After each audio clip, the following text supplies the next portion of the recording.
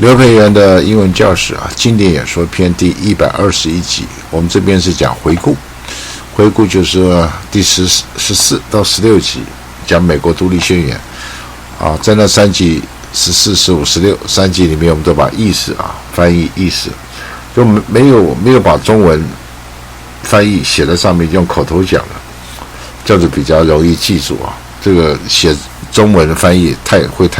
依赖它。那这边回顾呢，我们就是把它念一遍。如果你意思不懂，你以前没看过，你就去看我前面的14到16集。那这边等于是回顾这个好英文，这个英文非常好。那个美国独立宣言是杰弗逊汤马斯·杰弗逊写的，文笔好得不得了，他是律师。那讲这个回顾干嘛呢？第一个回顾好英文嘛，第二个我们只念英文中文那些都不讲这样子速度比较快一点回顾一下如果你意思已经了解前面几集你看过意思了解，你就当做训练听力你可以直接这样看英文看了训练听力你也可以直接看字训练听力比较轻松一点。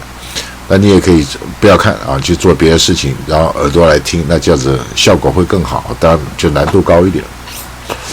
那这边一个句子红字，一个句子蓝色字那绿色字是动词动词有时候一个句子只有一个动词，有时候是2个3个它用连接词或者用分号用一些标点符号也可以，这样比较好去判断，因为动词是英文句子的灵魂我们就开始念When in the course of human events, it becomes necessary for one people to dissolve the political bands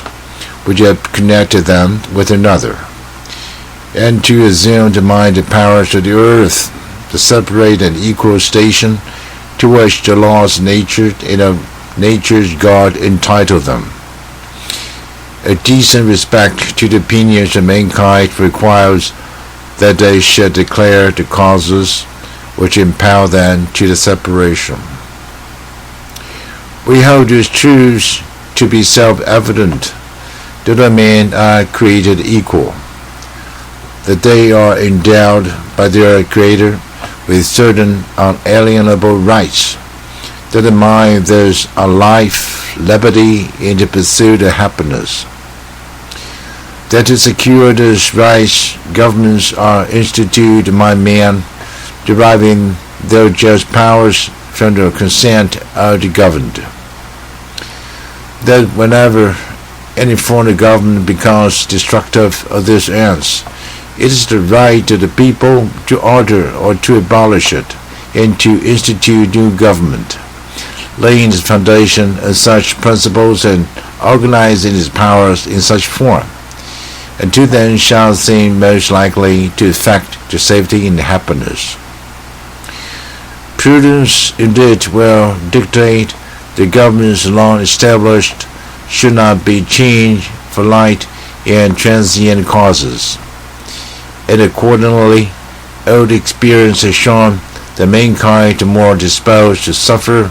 what evils are sufferable, than to right themselves by abolishing the forms to which,You are accustomed.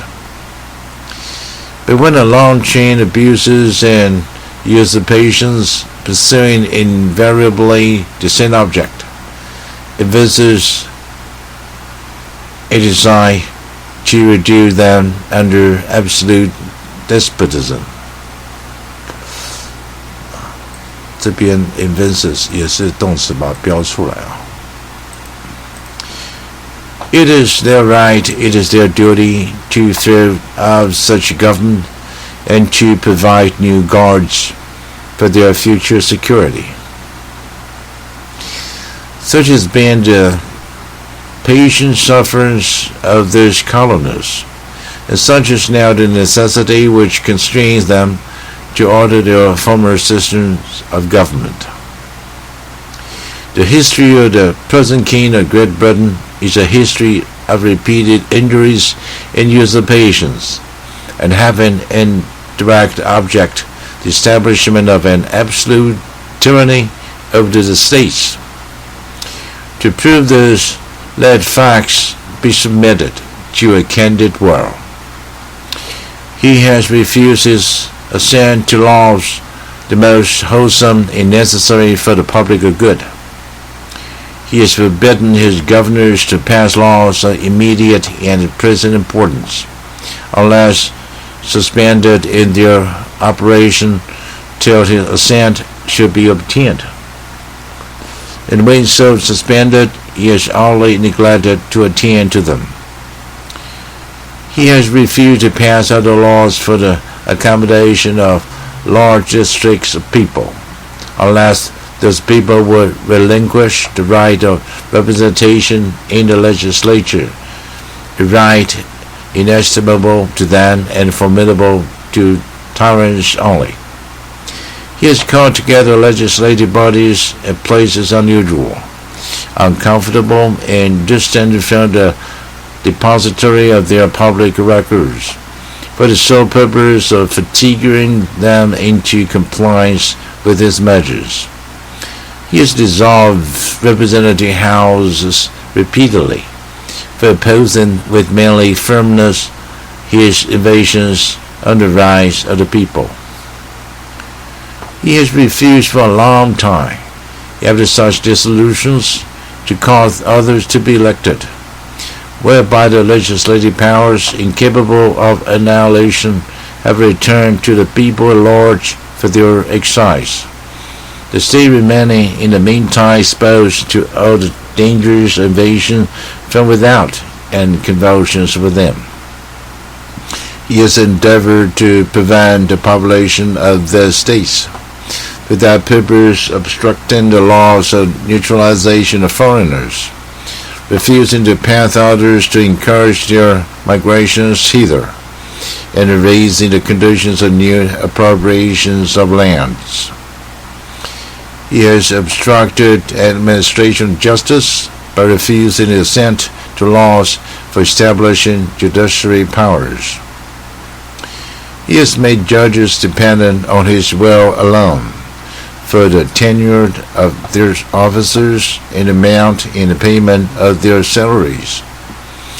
He has erected a multitude of new officers and sent hither swarms of officers to harass our people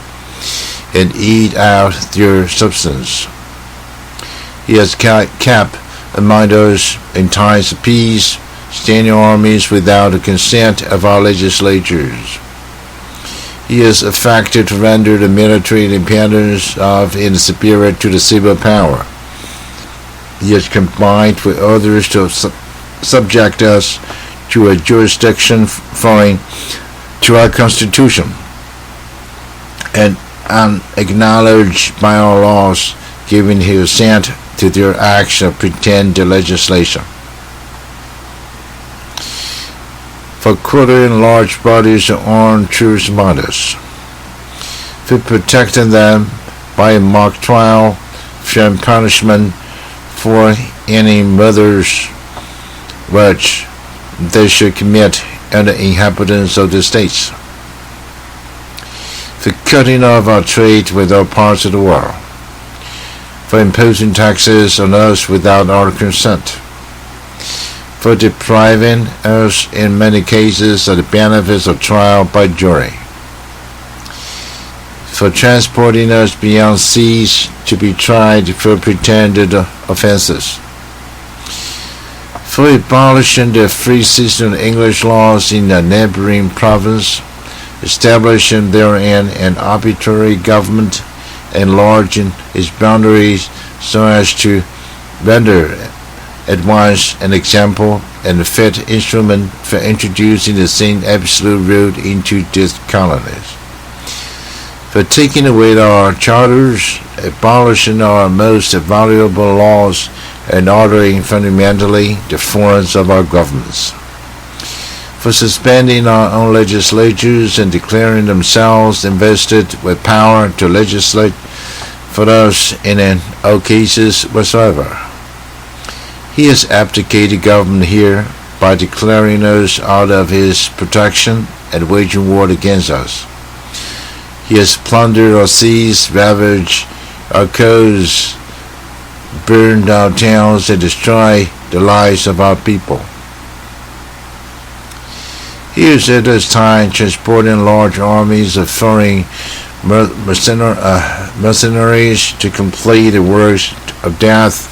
desolation, and tyranny, already begun with circumstances of cruelty and poverty scarcely paralleled in the most barbarous ages and totally unworthy the head of a civilized nation. He has constrained our fellow citizens taken captive on the high seas to bear arms against their country, to become the executioners of their friends and brethren, or to fall themselves by their hands.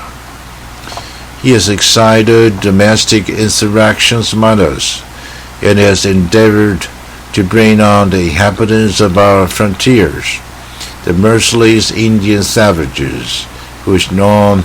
route of warfare is an undistinguished destruction of our ages, sexes, and conditions. In every stage of those oppressions, we have petitioned for redress in the most humble terms. Our repeated petitions have been answered only by repeated injury. A prince whose character is thus marked by every act which may define a tyrant is unfit to be the ruler of the free people. Nor have we been wanting attention to our British brethren. We have warned them from time to time of attempts by their legislature to extend an unwarrantable jurisdiction over us. We have reminded them of the circumstances of our emigration and settlement here. We have appealed to their need of justice and magnanimity, and we have conjured them by the ties of our common kindred to disavow this usurpation, which will inevitably interrupt our connections and correspondence. They too have been deaf to the voice of justice and consanguinity. We must, therefore, acquiesce in the necessity which denounces our separation and hold them as we hold the rest of mankind, enemies in war, in peace friends. We therefore, the representatives of the United States and America in General Congress, assembled appealing to the Supreme Judge for the will of the rectitude of our intentions, do in the name and by authority of the good people of those colonies, solemnly publish and declare that these united colonies are of right to be free and independent states, that they are absolved from their allegiance to the British Crown, and that the political connection between them and the states of Great Britain is and ought to be totally dissolved, and that as free and independent states we have full power to levy war, conclude peace, contract alliances, establish commerce, and to do all other acts and things which independent states may of right do. And for the support of this declaration, with a firm reliance on the protection of divine providence, we mutually pledge to each other our lives, our fortunes, and our sacred honor. 好，这一篇价值列完。我现在有15个这个频道啊，麻烦大家不要只按一个啊，按15个啊，按15个这个订阅啊，一共可以按15个。这篇美国独立宣言啊是非常经典的啊，所以这一篇，这美国很多后来的观念啊，很多的这个思想就从这一篇过来的，所以这一篇是重磅中的重磅非常经典的。但是写的有一点难啊，所以大家这一篇可以